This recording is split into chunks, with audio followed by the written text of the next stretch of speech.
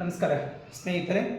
ನಿನ್ನೆ ದಿವಸ HSTR GPSTR ಬಗ್ಗೆ ನೋಡಿದ್ದೆವು. ಅದರಲ್ಲಿ ವಿಶೇಷವಾಗಿ ಪೇಪರ್ ಎಷ್ಟು ಮಾರ್ಕ್ಸಿಂದ ಎಷ್ಟು ಅಂಕಗಳದ್ದು ಇರ್ತೈತಿ ಮತ್ತು ಪರೀಕ್ಷಾ ಪದ್ಧತಿ ಹೇಗಿರುತ್ತೆ ಅಂತ ನೋಡಿದೆವು. ಅದಕ್ಕೆ ಸಂಬಂಧಪಟ್ಟಂತೆ ಜಸ್ಟ್ ರಿವಿಷನ್ ಮಾಡೋಣ. ಏನು HSTRಗೆ ಸಂಬಂಧಿಸಿದಂತಂದ್ರೆ ಹೈಸ್ಕೂಲ್ ಟೀಚರ್ಸ್ಗೆ ನೇಮಕಾತಿಗೆ ಸಂಬಂಧಿಸಿದಂತೆ ಇಲ್ಲಿ CET 85% ಇರ್ತೈತಿ.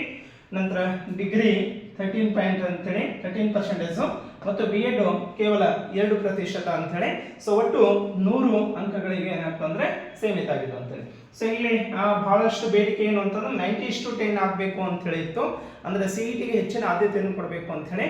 ಬಟ್ ಈಗ ಗೌರ್ಮೆಂಟ್ ಹೊರಡಿಸಿರುವಂತಹ CIR ರೂಲ್ದಲ್ಲಿ ಏನಾಗಿದೆ 85:15 ಅಂತ ಹೇಳಿ ಅನೌನ್ಸ್ ಆಗಿದೆ. ನಂತರ ಇನ್ನ ಪತ್ರಿಕೆ 1 ಮತ್ತು 2ರಲ್ಲಿ ಏನೇನಿರುತ್ತೆ ಅಂತಂದ್ರೆ ಪತ್ರಿಕೆ 1ರಲ್ಲಿ ಸಾಮಾನ್ಯ ಪತ್ರಿಕೆ ಅಂತ ಕರಿತೀವಿ, ಜನರಲ್ ಪೇಪರ್ ಅಂತ ಹೇಳಿ ಕರಿತೀವಿ. ಇದು 100 ಅಂಕ. ಇದನ್ನು ಕೂಡ MCQ ಅಂತ ಕರಿತೀವಿ, ಅಂದ್ರೆ ಮಲ್ಟಿಪಲ್ ಚಾಯ್ಸ್ ಕ್ವಶನ್ಸ್ ಇರ್ತೈತಿ. ನಂತರ ಪೇಪರ್ 2 ಅಂತ ಹೇಳಿ ನಿರ್ದಿಷ್ಟ ಪತ್ರಿಕೆ, ಅಂದ್ರೆ ತಾವು ಯಾವ ವಿಷಯದಲ್ಲಿ ಅಧ್ಯಯನ ಮಾಡಿರ್ತೀರಿ, ಅಂದ್ರೆ ಆರ್ಟ್ಸ್ ಆಗಿರ್ಬೋದು, ಸೈನ್ಸ್ ಆಗಿರ್ಬೋದು, ಆ ವಿಷಯಕ್ಕೆ ಸಂಬಂಧಿಸಿದಂತಹ ನಿರ್ದಿಷ್ಟ ಪತ್ರಿಕೆ. ಇದು ಕೂಡ MCQ ಇರ್ತೈತಿ. 100 ಅಂಕಗಳಿಗೆ ಸೀಮಿತ. ಒಟ್ಟು 200 ಅಂಕಗಳಿಗೆ ಏನಾಗ್ತಂದ್ರೆ ಪತ್ರಿಕೆ ನಿರ್ದಿಷ್ಟಪಡಿಸಲಾಗಿದೆ.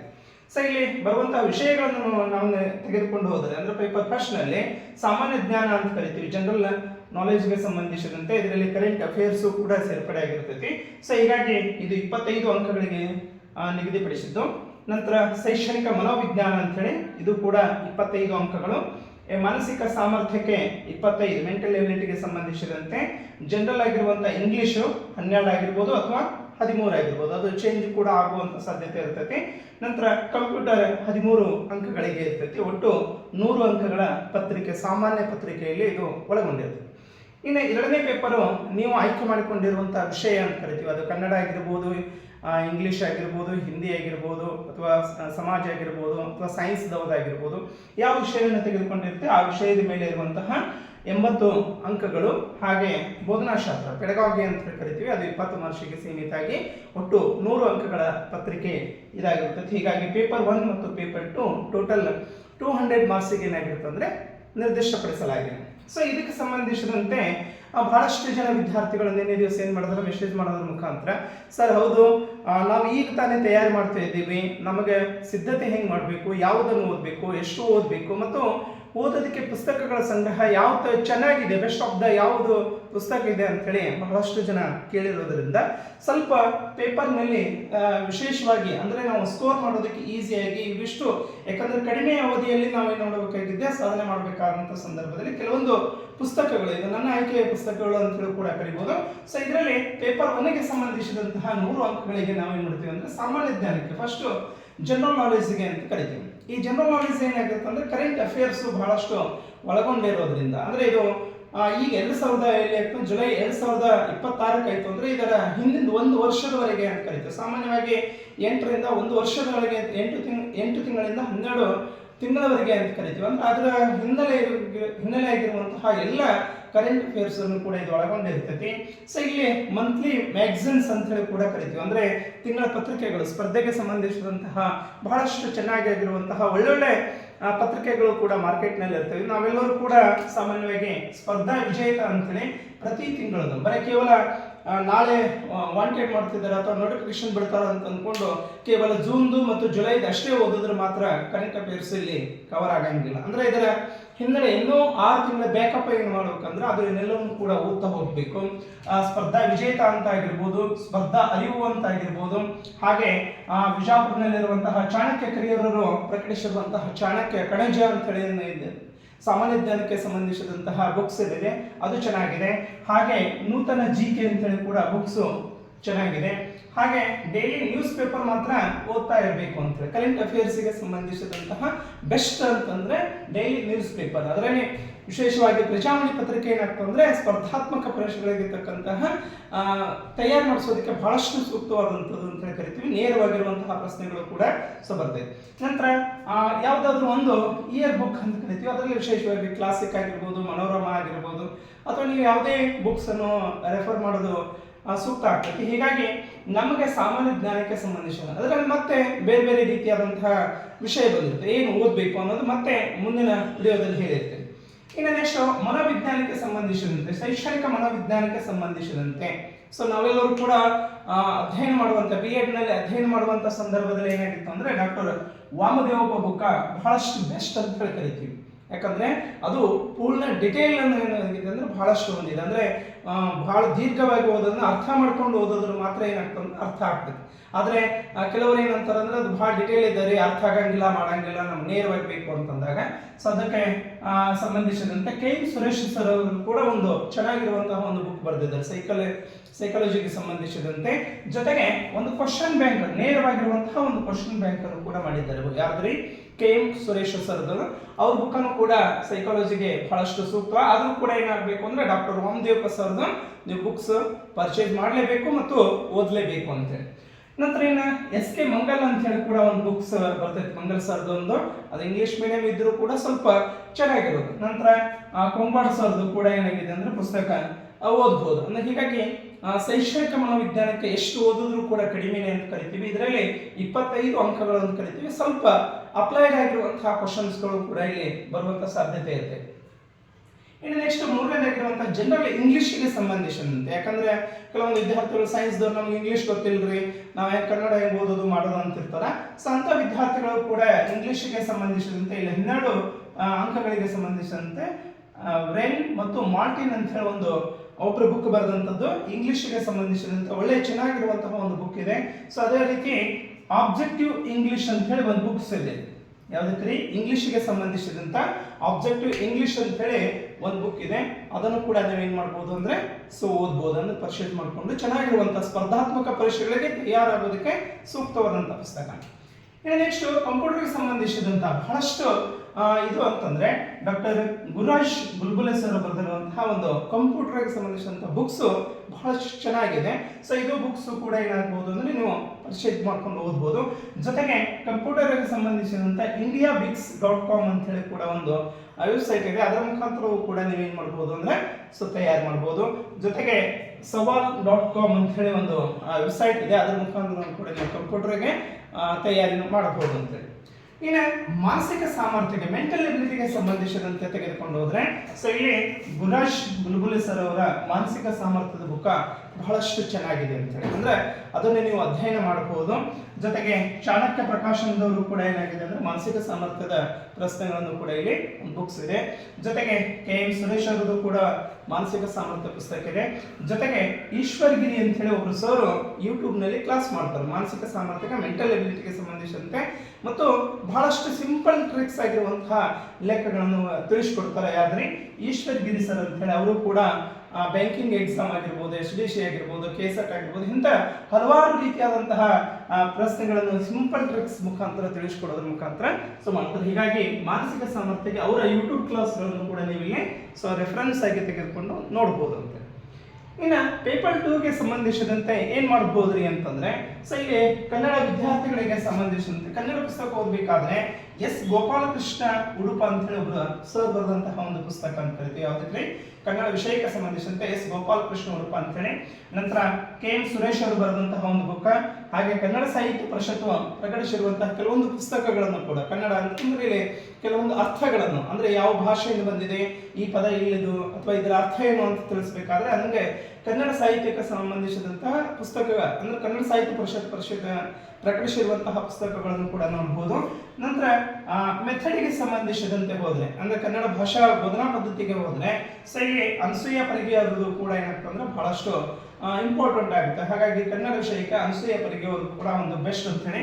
ಜೊತೆಗೆ ಇವೆಲ್ಲದಕ್ಕಿಂತ ಬೆಸ್ಟ್ ಯಾವುದು ಅಂತಂದ್ರೆ ಸೆಕೆಂಡ್ ಯಾವುದೇ ರೀತಿಯಾದಂತಹ ಪೇಪರ್ 2 ಅದು ಆರ್ಟ್ಸ್ ಆಗಿರಲಿ ಸೈನ್ಸ್ ಆಗಿರಲಿ ಬೆಸ್ಟ್ ವೇ ಏನು ಅಂತಂದ್ರೆ ನಮಗೆ 6 ರಿಂದ 10 ಕನ್ನಡ ಪುಸ್ತಕಗಳನ್ನು ಓದೋದು ಬಹಳಷ್ಟು ಬೆಸ್ಟ್ ವಿಷಯ.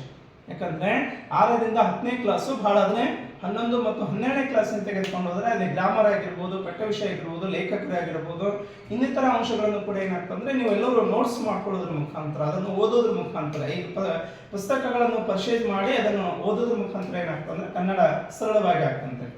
ನಂತರ ಇನ್ನು ಇಂಗ್ಲಿಷ್, ಆಗ್ಲೇ ಹೇಳಿದಾಗ ಇಂಗ್ಲಿಷ್ ನಲ್ಲಿ ಏನಾಗಿದೆ ರೆನ್ ಮತ್ತು ಮಾರ್ಟಿನ್ ಅವರು ಬರೆದಂತಹ ಒಂದು ಪುಸ್ತಕ ಅಂತ ಹೇಳಿ ಕರಿತೀವಿ.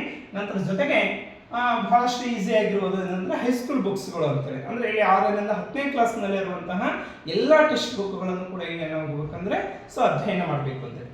ಇನ್ನು ಬಹುಮುಖ್ಯವಾಗಿರೋದು ಏನು ಅಂತಂದ್ರೆ PCM ಅಂತೇಳಿ, ಸೈನ್ಸ್ ವಿದ್ಯಾರ್ಥಿಗಳಿಗೆ ಅರ್ಥ. ಅಂದ್ರೆ ಸೈನ್ಸ್ ವಿದ್ಯಾರ್ಥಿಗಳಿಗೆ ನಿರ್ದಿಷ್ಟವಾದಂತಹ ಯಾವುದೇ ಲೇಖಕರು ಆಥರ್ಸ್ ಏನಾಗಲ್ಲ, ಅಂದ್ರೆ ಸರಿಯಾಗಿ ಬರೆದಿಲ್ಲ, ಪುಸ್ತಕ ಇಲ್ಲ ಅಂತ ಹೇಳಿ ಬಹಳಷ್ಟಿದೆ. ಆದ್ರೆ ಅವರೆಲ್ಲರಿಗೂ ಕೂಡ ಒಂದು ಸಜೆಷನ್ ಏನು ಅಂತಂದ್ರೆ, ನಾನು ಹೇಳೋದು ಕೂಡ 6ರಿಂದ 12ನೇ ತರಗತಿಯಲ್ಲಿರುವಂತಹ ಎಲ್ಲಾ ಬುಕ್ಗಳನ್ನು ಕೂಡ ನಾವು ಓದಬೇಕು. ಅಂದ್ರೆ ಅದರಲ್ಲಿರುವಂತಹ ಪ್ರಮುಖ ಪಾಯಿಂಟ್ಸ್ ಆಗಿರ್ಬೋದು, ಎಕ್ಸರ್ಸೈಸ್ ಆಗಿರ್ಬೋದು, ಚಿತ್ರಗಳಾಗಿರ್ಬೋದು, ಅವೆಲ್ಲವೂ ಕೂಡ ಏನಾಗಬೇಕು ಅಂದ್ರೆ ಮತ್ತೆ ನಿಮ್ಮ ನೋಟ್ಬುಕ್ನಲ್ಲಿ ಮತ್ತೆ ವಿದ್ಯಾರ್ಥಿಯಾಗಿ ಎಲ್ಲವೂ ಬರ್ಬೋದು ಹೋಗ್ಬೇಕು. ಅಂದ್ರೆ ಏನಾಗ್ತಂದ್ರೆ ಅದರಲ್ಲಿ ನಾವು ಕಾನ್ಸಂಟ್ರೇಷನ್ ಮಾಡಿದಾಗ ನಮಗೆ ಬರುವಂತ ಎಲ್ಲ ಪ್ರಶ್ನೆಗಳು ಏನಾಗಿರುತ್ತೆ ಅಂದ್ರೆ ಅತಿ ಸರಳವಾಗಿರುವಂತಹ ನೇರವಾಗಿರುವಂತಹ ಪ್ರಶ್ನೆಗಳು ಇರ್ತೈತಿ. ಹಾಗಾಗಿ ಸೈನ್ಸ್ ವಿದ್ಯಾರ್ಥಿಗಳು ನೀವು 6ರಿಂದ 12ನೇ ತರಗತಿಯಲ್ಲಿರುವಂತಹ ಬುಕ್ಸ್ ಬೆಸ್ಟ್ ಅಂತ ಹೇಳ್ತಾರೆ. ನಂತರ NCERT ಬುಕ್ಸ್ ಕೂಡ ಏನ್ ಮಾಡಬೇಕು ಅಂದ್ರೆ ರೆಫರೆನ್ಸ್ ಮಾಡಬೇಕು ಅಂತಾರೆ. ಅಂದ್ರೆ 6ರಿಂದ 12ನೇ ತರಗತಿಯಲ್ಲಿ ಇರುವಂತಹ NCERT ಬುಕ್ಸ್ ಗಳನ್ನ ರೆಫರ್ ಮಾಡಬೇಕು. ಜೊತೆಗೆ ಇದಕ್ಕೆ ಸಪೋರ್ಟ್ ಆಗಿ ಏನಂತಂದ್ರೆ KM ಮುಲ್ಲಾ ಸರ್ ಅವರು ಬರೆದಂತಹ ಒಂದು ಪುಸ್ತಕ ಆಗಿರ್ಬೋದು, ಅಲ್ಲಿಂದ 4G ಸೈನ್ಸ್ ಅಂತ ಹೇಳಿ ಒಂದು ಪುಸ್ತಕ ಇದೆ, ಅಂದ್ರೆ 4G ಸೈನ್ಸ್ ವಿಜ್ಞಾನ ವಿಷಯಕ್ಕೆ ಸಂಬಂಧಿಸಿದಂತೆ. ನಂತರ ಲಕ್ಷ್ಮಣ್ ಗುಳೇಕರ್ ಸರ್ ಅವರು ಬರೆದಂತಹ ಒಂದು ಪುಸ್ತಕ ಇದೆ. ನಂತರ ತಮ್ಮಯ್ಯ ಎಸ್ ಅಂತ ಹೇಳಿ ಬರೆದಂತಹ ಒಂದು ಪುಸ್ತಕ ಇದೆ. ಅಂದ್ರೆ ಇವೆಲ್ಲವೂ ಕೂಡ ಎಲ್ಲಿ 4G ಸೈನ್ಸ್ ಆಗಿರ್ಬೋದು, ಲಕ್ಷ್ಮಣ್ ಗುಳೇಕರ್ ಸರ್ ಆಗಿರ್ಬೋದು, ತಮ್ಮಯ್ಯ ಎಸ್ ಆಗಿರ್ಬೋದು, KM ಮುಲ್ಲಾ ಸರ್ ಆಗಿರ್ಬೋದು, ಇವೆಲ್ಲವೂ ನಿಮ್ಮ ರೆಫರೆನ್ಸ್ಗೆ ಲಾಸ್ಟ್ ಕೊನೆಗೆ.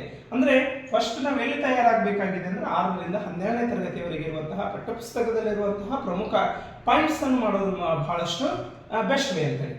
ಇನ್ನು ಸೋಷಿಯಲ್ದವರಿಗೆ ತೆಗೆದುಕೊಂಡು ಹೋದ್ರೆ ಅಂದ್ರೆ ಹಿಸ್ಟ್ರಿ ಅವರಿಗೆ ಕೊಂಡೋದ್ರೆ ಡಾಕ್ಟರ್ ಸದಾಶಿವ ಸರ್ ಬರೆದಂತಹ ಸಮಗ್ರ ಇತಿಹಾಸ ಪುಸ್ತಕ ಅಂತ ಹೇಳಿ ಕರಿತೀವಿ, ಸಮಗ್ರ ಇತಿಹಾಸದ್ದು.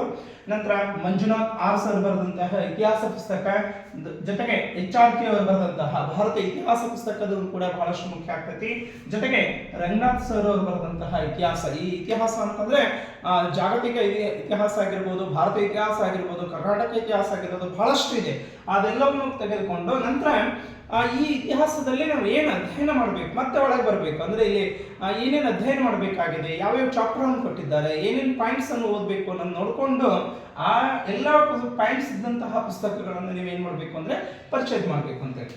ಇನ್ನು ಲಾಸ್ಟ್ ಫಿಸಿಕಲ್ ಎಜುಕೇಶನ್ ಇರುವಂತಹ ವಿದ್ಯಾರ್ಥಿಗಳಿಗೆ ಡಾಕ್ಟರ್ VK ಶರ್ಮಾ ಅಂತೇಳಿ, ನಂತರ ಡಾಕ್ಟರ್ ಸೈಯದ್ ಆನಂದ್ ಸರ್ ಅವರು ಬರೆದಂತಹ ಪುಸ್ತಕಗಳು ಬಹಳಷ್ಟು ಸರಳ ಆಗ್ತದೆ. ಹೀಗಾಗಿ ಇವೆಲ್ಲವೂ ಪುಸ್ತಕ ಜಸ್ಟ್ ರೆಫರೆನ್ಸ್ಗೆ, ಅಂದ್ರೆ ನೀವು ಓದೋದಕ್ಕೆ ಇವನ್ನು ಪರ್ಚೇಸ್ ಮಾಡಿ ಸಿಕ್ಕರೆ ಅಂತ ತೆಗೆದುಕೊಂಡು ಹೋಗ್ಬೋದು. ಬಟ್ ನಾನು ಹೇಳುವಂಥದ್ದು ಏನು ಅಂತಂದ್ರೆ 6ರಿಂದ 12ನೇ ತರಗತಿಯಲ್ಲಿ ಇರುವಂತಹ ಪಠ್ಯಪುಸ್ತಕದಲ್ಲಿರುವಂತಹ ಎಲ್ಲ ಪಾಯಿಂಟ್ಸ್ ಅನ್ನು ಫಸ್ಟ್ ಪ್ರತಿಯೊಂದನ್ನು ಅಂದ್ರೆ ವಿಷಯಕ್ಕೆ ಸಂಬಂಧಿಸಿದಂತೆ ಒಂದು ಚಾಪ್ಟರ್ ತೆಗೆದುಕೊಂಡು ಆ ಚಾಪ್ಟರ್ ಅಲ್ಲಿ ಬರುವಂತಹ ಎಲ್ಲ ಪಾಯಿಂಟ್ಸ್ ಅನ್ನು ಬರಿತಾ ಹೋಗ್ರಿ. ಆದ್ರೆ ನನ್ನ ಹತ್ರ PDF ಇದೆ, ನನ್ನ ಬಳಿ ಜೆರಾಕ್ಸ್ ನೋಟ್ಸ್ ಇದೆ, ನಾನು ಅದನ್ನೇ ಓದ್ತೀನಿ ಮಾಡ್ತೇನೆ ಅಂತಂದ್ರೆ ಆಗಲ್ಲ. ಅದನ್ನು ಇದ್ದಿದ್ದನ್ನು ಮತ್ತೆ ನೋಟ್ಬುಕ್ಕಿಗೆ ಬರೀಬೇಕು. ನಂತರ ಬೇರೆ ಬೇರೆ ಕ್ವಶನ್ ಪೇಪರ್ನಲ್ಲಿ ಯಾವ ವರ್ಷನಲ್ಲಿ ಯಾವ ಅಧ್ಯಾಯದಲ್ಲಿ ಯಾವ ಪ್ರಶ್ನೆ ಬಂದಿದೆ, ಎಷ್ಟು ಸಲ ರಿಪೀಟ್ ಆಗಿದೆ, ಇದಕ್ಕೆ ಉತ್ತರ ಏನು ಕೊಟ್ಟಿದ್ದಾರೆ, ಅದನ್ನೆಲ್ಲವನ್ನು ಕೂಡ ಏನ್ ಮಾಡಬೇಕು ಅಂದ್ರೆ ಪ್ರಶ್ನೆ ಪತ್ರಿಕೆ ವಿಶ್ಲೇಷಣೆ ಮಾಡೋದು ಬಹಳಷ್ಟು ಮುಖ್ಯ.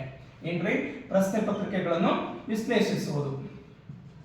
ಇಲ್ಲಿ ಪ್ರಶ್ನೆ ಪತ್ರಿಕೆ ವಿಶ್ಲೇಷಣೆ ಮಾಡೋದ್ರ ಮುಖ್ಯ ಉದ್ದೇಶ ಏನು ಅಂತಂದ್ರೆ ಅಲ್ಲಿ ಹಿಂದೆ ಯಾವುದಾದ್ರೂ ಚಾಪ್ಟರ್ ಮೇಲೆ ಬಂದಂತಹ ಯಾವ ಪ್ರಶ್ನೆಗಳನ್ನು ಕೇಳಿದ್ದಾರೆ, ಯಾವ ರೀತಿಯಾಗಿ ಪ್ರಶ್ನೆ ಕೇಳಿದ್ದಾರೆ ಅನ್ನೋದು ಕೂಡ ಬಹಳಷ್ಟು ಆಗ್ತೈತಿ. ಹೀಗಾಗಿ ಪ್ರೀವಿಯಸ್ ಇಯರ್ ನಲ್ಲಿ ಇದ್ದಂತಹ ಪ್ರೀವಿಯಸ್ ಇಯರ್ ಕ್ವಶನ್ ಪೇಪರ್ಗಳನ್ನು ಕೂಡ ರೆಫರೆನ್ಸ್ ಮಾಡಲೇಬೇಕು ಅಂತ ಹೇಳಿ. ನಂತರ ಇಷ್ಟು ಮಾಡಿದ್ರೆ ಬಹಳಷ್ಟು ರೀತಿಯಾದಂತಹ ನಾವು 100ಕ್ಕೆ 80 ಅಂಕಗಳನ್ನು ಕೂಡ ತಲುಪಲಿಕ್ಕೆ ಬಹಳಷ್ಟು ಸಾಧ್ಯ ಆಗ್ತೈತೆ. ಯಾಕಂದ್ರೆ ಇವತ್ತಿನ ಸ್ಪರ್ಧಾತ್ಮಕ ಯುಗದಲ್ಲಿ ಬಹಳಷ್ಟು ಕಾಂಪಿಟೇಷನ್ ಇದೆ. ಸುಮ್ಮನೆ ನೋಡಿ ಯಾವುದೋ ಒಂದು ಗೆಸ್ ಆನ್ಸರ್ ಹಾಕಿ ಬರ್ತೀನಿ ನಡೀತಾ ತಗೋ ನನ್ನ ಕಾಸ್ಟ್ ಅದ ಅದು ಅಂತಲ್ಲ.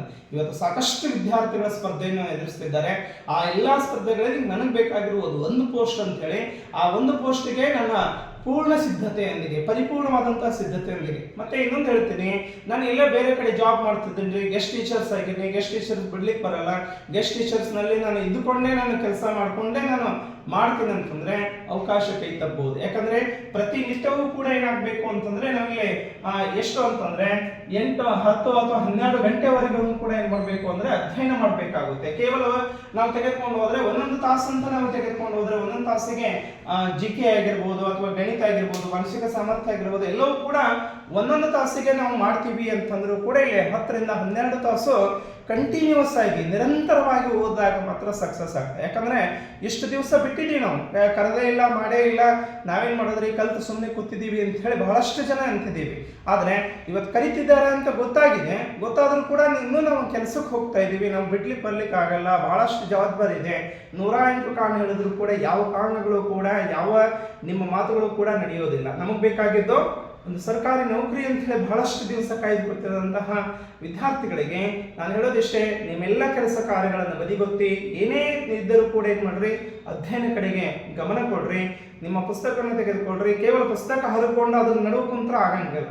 ಸೊ ಪ್ರತಿಯೊಂದನ್ನು ಒಂದೊಂದು ತಾಸು ಓದ್ತಾ ಏನು ಮಾಡಬೇಕು ಅಂದರೆ ಬರಿತಾ ತೆಗೆದು ಕ್ವಶನ್ ಪೇಪರನ್ನು ಮಾಡಿ ಕಲೆಕ್ಟ್ ಮಾಡಿಕೊಂಡು ಅದನ್ನು ಬರೆದು ತೆಗೆದು ಮತ್ತೆ ಓದ್ತಾ ಕೊಡಬೇಕು. ದಿನಕ್ಕೆ 10 ರಿಂದ 12 ಗಂಟೆ ಆದರೂ ಕೂಡ ಏನಾಗಬೇಕು ಅಂದರೆ ನಿಮ್ಮ ಅಧ್ಯಯನ ಸಾಗದಾಗ ಮಾತ್ರ ನಾವು ಸಕ್ಸಸ್ ಆಗ್ತೀವಿ ಅಂತ ಹೇಳ್ತೇವೆ. ಮತ್ತು ಮುಂದಿನ ವಿಡಿಯೋದಲ್ಲಿ ಏನು ಮಾಡೋಣ ಅಂತಂದರೆ ಪ್ರತಿ ಪೇಪರ್ನಲ್ಲಿ ಅಂದರೆ ಈ ಟಾಪಿಕ್ನಲ್ಲಿ ಕೊಟ್ಟಿದ್ದನ್ನು ಮತ್ತೆ ನಾವು ಏನು ಓದಬಹುದು, ಹೇಗೆ ಓದಬಹುದು, ಏನು ಪರಿಕಲ್ಪನೆ ಕಾನ್ಸೆಪ್ಟ್ ಏನಿದೆ ಅದನ್ನು ಹೆಂಗೆ ಓದಬೇಕು, ಎಷ್ಟನ್ನು ಓದಬೇಕು ಅಂತೇಳಿ.